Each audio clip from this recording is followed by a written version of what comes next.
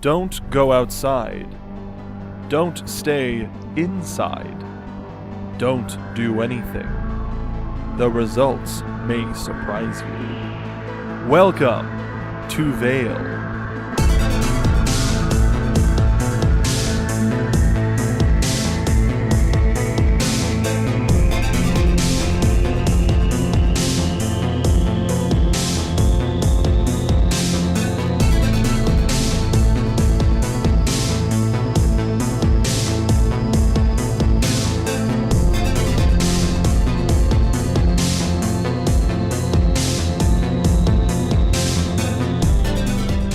Before we get started with today's show, I wanted to express gratitude on behalf of the studio for all of the love we've received from our new listeners.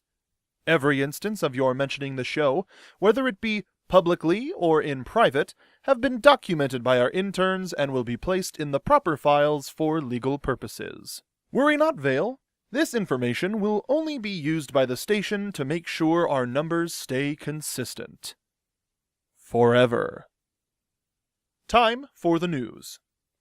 Our top story tonight: the Center for the Advancement of Human Grimm Relations has announced an upcoming initiative for the new year. The center has proposed that the underlying cause of aggressive Grimm activity in our fair city is the result of a systematic case of unemployment. As most business owners fear the destruction, devastation, and death these creatures inevitably cause, it is understandably difficult for them to find work. The center is hoping to turn this destructive force into a group of individuals that can positively contribute to society by teaching the Grimm basic work and resume skills. The intention is to reduce Grimm-related acts of violence, maulings, spectral possessions, property damage, and cases of petty theft by enrolling displaced Grimm in various apprenticeships around the city. Reports have surfaced of a pointed-eared vigilante roaming the streets attempting to stop crimes. These reports say attempt because wherever this ne'er-do-gooder seems to appear, an angry mob of Grimm seem to follow. As a result, any crime scene following a major incident becomes a major one with the greatest hits of the accompanying hullabaloo. Destroyed buildings, countless injuries, rubbernecking on the motorways, you know, the good stuff. If anyone sees this vagabond running across the tops of various locations around the city, please contact the local authorities. We have received an official press release from Dust Co., a subsidiary of the Schnee Dust Corporation. The release states, "It has come to our attention that some unscrupulous individuals are seeking to sully the good name of our organization and that of our parent company with outlandish, borderline slanderous accusations. The very notion that we would kidnap people for our own gain and knowingly profit off of the devastation brought by the Grimm is not only ludicrous, but it sullies the name of all of the hard-working, blue-collar men, women, and non-gender-specific people who act as the backbone of this company. Honest folks just trying to make insert current living wage estimate here, and, yes, that is what it says here, in capital letters no less." The statement continues, "Anyone who would stoop to insulting regular working stiffs is probably a jerk with a dumb book and a stupid haircut." The press release then goes on for some length, elaborating on what are clearly thinly veiled insults directed at the chairperson for the Society of the Full Moon, and presumably the Scarecrow, also rumored to be a member. The press release then goes on to say, "Also, why are you even talking about gravity in this scenario? Gravity is definitely real and certainly doesn't factor into any nefarious schemes, so stop asking questions about it. Definitely nothing to read into there, so don't even bother." At this point, our team determined that there must have been some sort of miscommunication at the Dustco PR office, because then we received another email blast that read, "Oh no, that draft wasn't supposed to go out. Recall." It's at this point that we determined the representative at Dustco doesn't know how recalling emails works. We began to question whether or not they knew how to operate a scroll at all. Finally, a third email blast was sent out, asking everyone on the list to please disregard the previous emails, as Dustco's PR rep would be coming by personally to each outlet on their list to discuss the matter and address any questions that the members of the press might have in person. Well, we certainly look forward to meeting them. More on this story, as we're forced to read press releases from a major conglomerate. It's spring in Vale, which means one thing. Winter is mere months away, but we all know it could come at a moment's notice. Or at least that's the belief of citizen Philip Tawney. I don't know if you've seen this guy around, but he appears to be a groundhog faunus claiming to have a semblance that he describes as, quote, shadow storm. Tawney purports that on various days, quote, the dark magics of the shadow use his body as a vessel, and the mere sight of this shadow creates 2 weeks of winter-type weather. It's really hard to take him seriously when he walks around dressed for a blizzard. And can you believe this guy said dark magics? What a piece of work. We've just received an update from the Center of the Advancement of Human Grimm Relations. The president of the nonprofit, Celestia Ravenstone, released the following statement on this upcoming employment proposal. Our fair city was built upon the foundation of cooperation. Haven, Vale, Vacuo, and Atlas all stood together to keep the darkness of the world at bay, and the city of Vale once stood at the center of it all. With the collapse of the communication tower, we are now isolated from these companions in the never-ending fight against the dark. A lesser city would recoil from this setback. A lesser city would build a barrier around itself, weary to bestow its trust again. A lesser city would give in to the fear and be consumed by it, metaphorically, but in this case, quite literally. But Vale is not a lesser city. It does not give in to fear of the unknown. Rather, since the end of the war, Vale has been instrumental in cooperation between kingdoms, a beacon of tolerance and collaboration. I will not deny that these are dark times, far from it. These may be the darkest chapters in the history of our kingdom. Only time can be the judge of that. But when historians look back and reflect on this period, what do we want them to perceive of our community? Do we want them to look back on us as primitive creatures who erupted in violence during a time of uncertainty? Or do we want to be remembered as visionaries who built the bridges to a brighter future? I know which I would prefer. As such, the CFTAOHGR has put together the following initiative to put displaced Grimm in our city to work, providing them meaningful jobs that allow them to contribute to building our society instead of destroying it. We have with us a list of businesses participating in the initiative, which we will read for you now. The Overwatch Hotel, Jim and Randall's Equestrian Center, the Sapphire Cafe. In the interest of time, I will simply say that all businesses owned by the Old Man Who Is Everywhere will also be participating.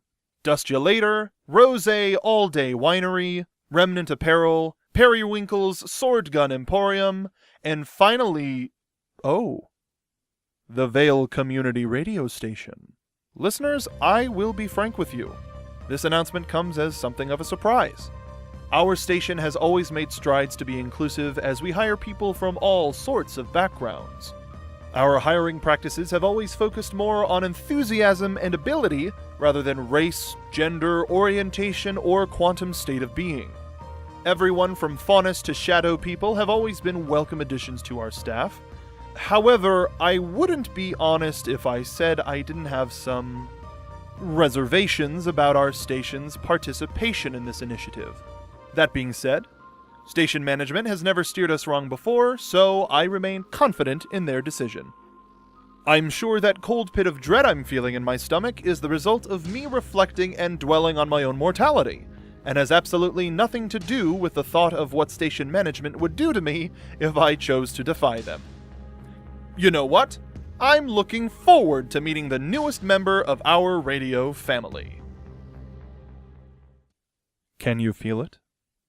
It's right there. Not quite a poke or a prod, but something. Is it a finger? Is it a claw? A tentacle, perhaps?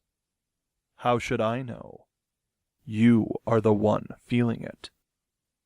Pressure at the front of your skull. Do you even have a skull? That pressure moves slowly around the right side and stops near the center of the back of your head. Not quite the center. The lack of symmetry is bothering you almost as much as this finger poking your brain from the inside. Is it a finger, though? We don't want to presume. Still feeling it? Of course you are. Something like this doesn't just go away. Perhaps you should call one of your faunus friends to, quote, poke around and, quote, see what they can find. Get it out. You just want to get it out. We can help. We know what you need. We can give you the solace, the peace. From dusk till dawn, scratch the itch. Citizens of Vale, in the time it has taken us to go through the news and the messages from our wonderful sponsors, the initiative for the Center of Human Grimm Relations is now in full swing. Businesses across Vale are adjusting to the creatures of Grimm that have now become enthusiastic members of their staff. Our community radio station is no exception. Joining us in the studio is a new addition to our wonderful radio family. Everyone, it gives me great pleasure to introduce you all to Riley. Riley is a Geist and is appearing in their normal incorporeal form. Riley, would you like to say hello to all of Vale on the other side of this very microphone?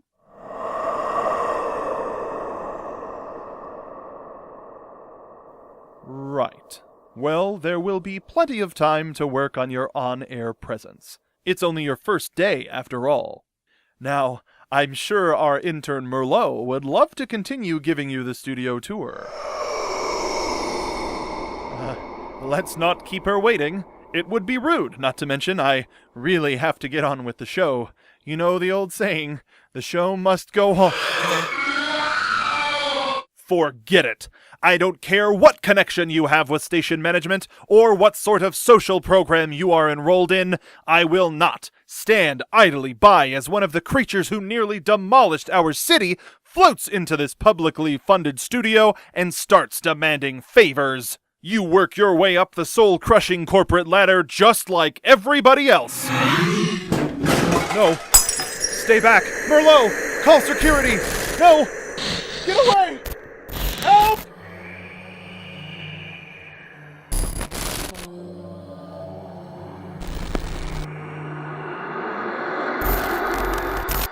Do not adjust your radio dial. There is no cause for alarm. I almost don't recognize my own voice. Perhaps because it is not my own voice. If you will indulge me for a moment, there is something I've always wanted to say. With utmost delight, I take you now to the weather.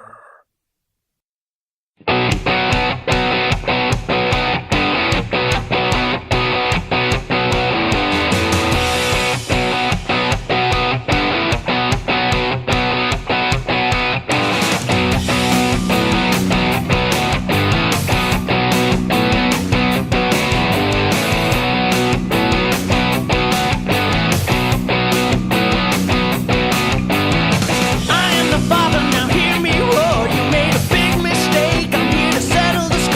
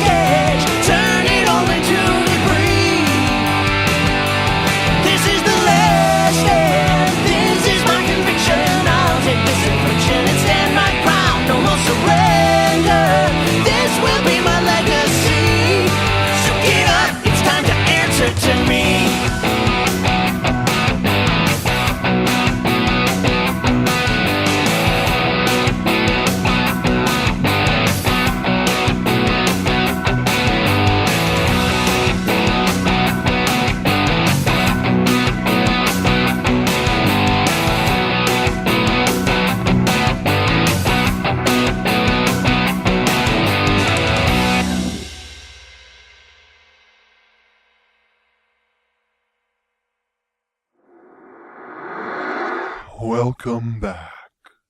I hope in the time in which we devoted to the weather report allowed you all to calm your nerves and return to your default state of weary contentment, or at the very least, a state of ennui.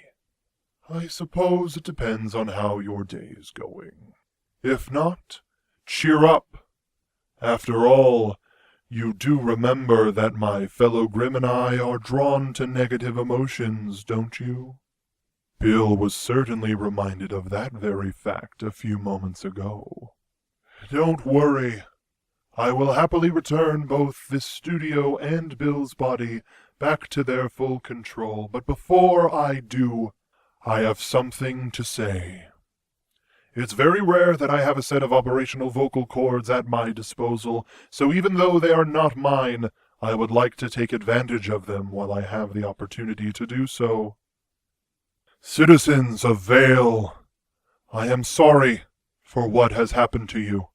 Truly, I am.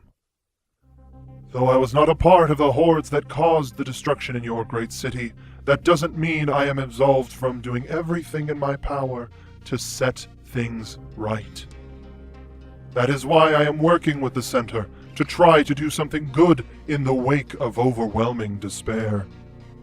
Now this may surprise you, but my kind's attraction to negativity should result in the reveling of your fear, blinding rage, and hopelessness that has enveloped the land when that floating island fell, right?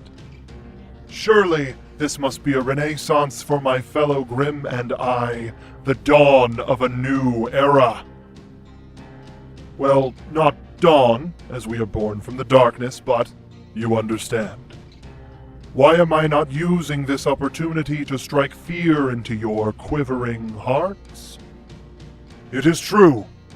From darkness I came, and I know not the intent of the one who brought me into this world.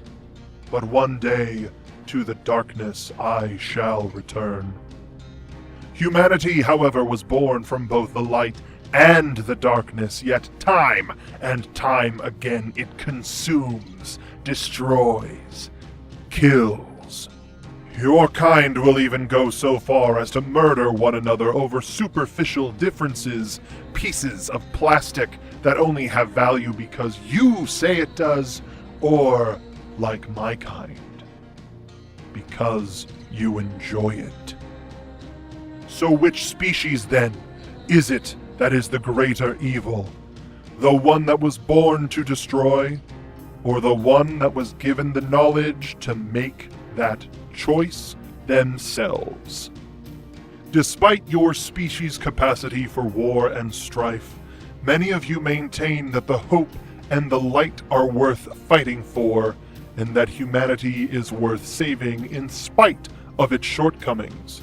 It is that capacity for change and for good that the other creatures of darkness and I aspire to be.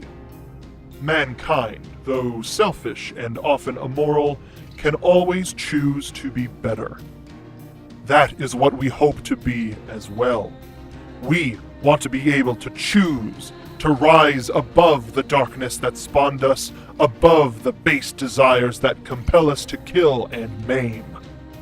We want to harness the chaos that burns inside of us and use it to bring forth beauty into the world, not just destruction. If you believe the old stories, both humans and Grimm are the progeny of the gods. Does that not make us two sides of the same coin? Does that not make us what your kind might call family? I am asking you to give us a chance. I presume many of you don't believe that we are owed that, and I can't say that I blame you. The restoration of this fair city is a long way from complete. However, I believe that together, we can not only restore Vale to its former glory, but we can do so much more. Together, we can create something entirely new. But that decision is not up to me alone. The choice is yours.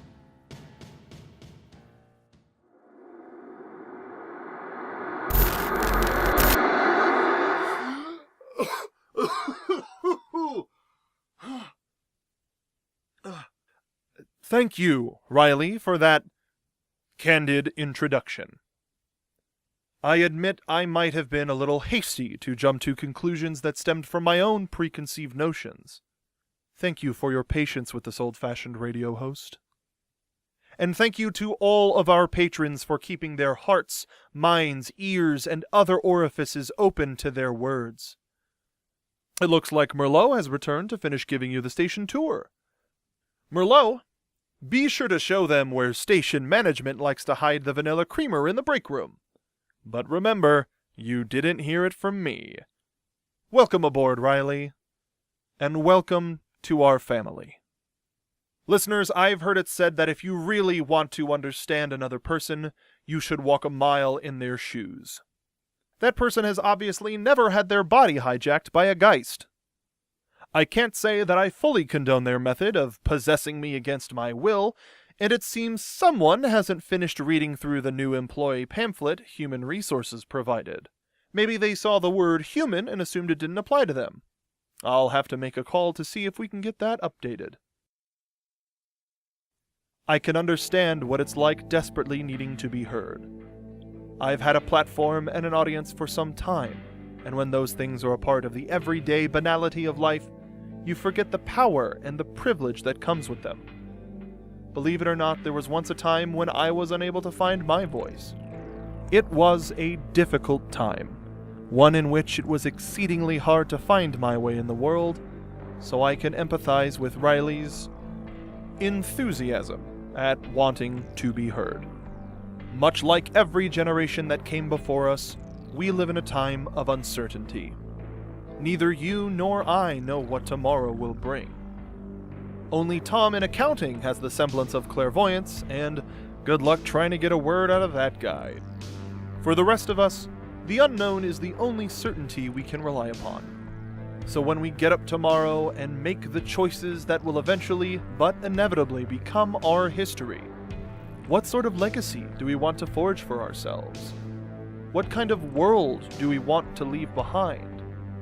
I don't know what the new dawn will bring, but I think I'm ready to make some new choices. And I think you should be too. Greet these new members of our community with open arms, and the hope that one day we won't just return to the lives that we once lived, but that we may become better than we ever were. And as always, good night, Vale. Good night.